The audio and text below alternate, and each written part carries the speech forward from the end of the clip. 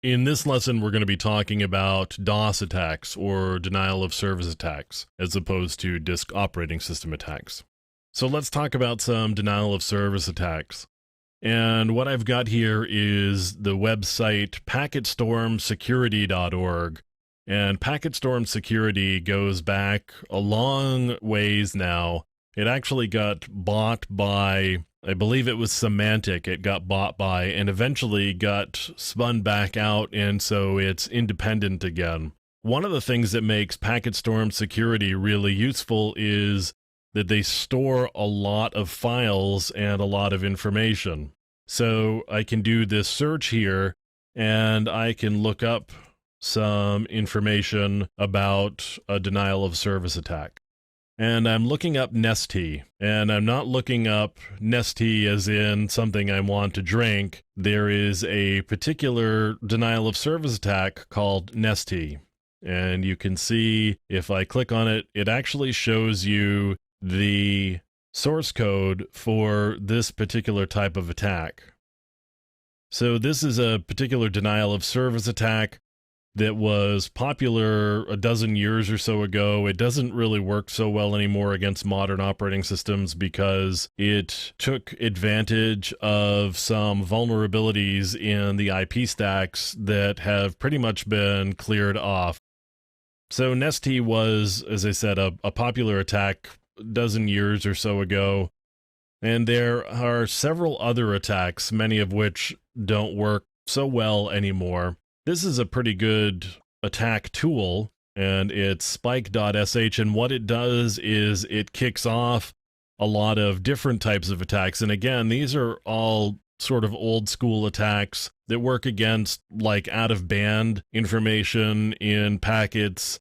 They work against vulnerabilities having to do with broadcast systems, like a Smurf attack was a ping message that you sent to a broadcast address, and all of the systems within that network would reply because they got it since it was sent to a broadcast address. That type of attack has long been closed down in most of the world, although there may still be ICMP amplifiers or Smurf amplifiers around in the world. You can do the same sort of thing with UDP that you can with ICMP, and that particular type of attack is called Fraggle.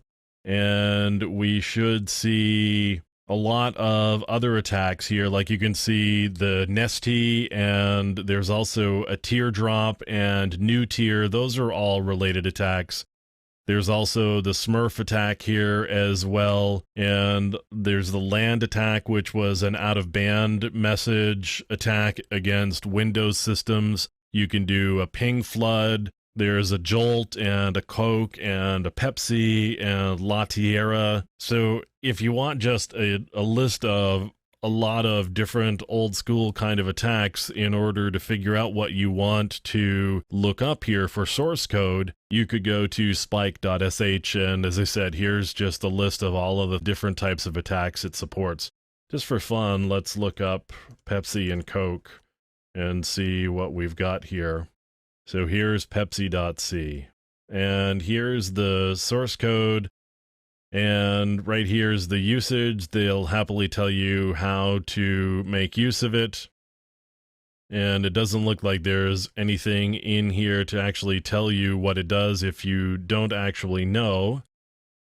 But there's that one. Let's take a look for Coke and see what the Coke attack does. And they don't actually have the source code here for Coke. And it looks here like Coke was another out-of-band attack to the 135 port.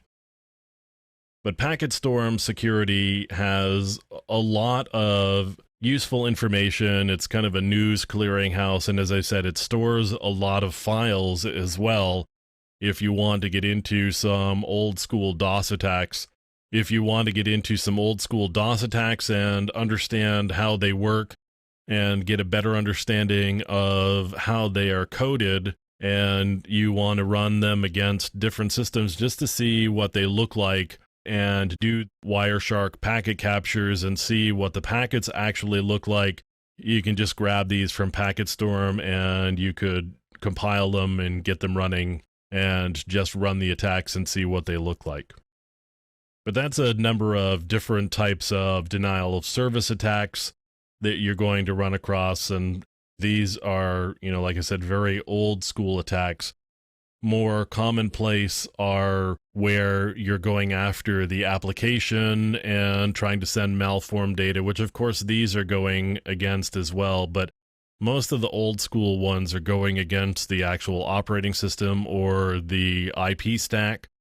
And since we've cleaned up most of the IP stacks out there and gotten rid of those vulnerabilities, what's left is really application level attacks or just simple flooding attacks. As people get more and more bandwidth, it doesn't cost nearly as much to just send a whole boatload of data to somebody and just see if the application can handle it or if their connection to the internet can handle it.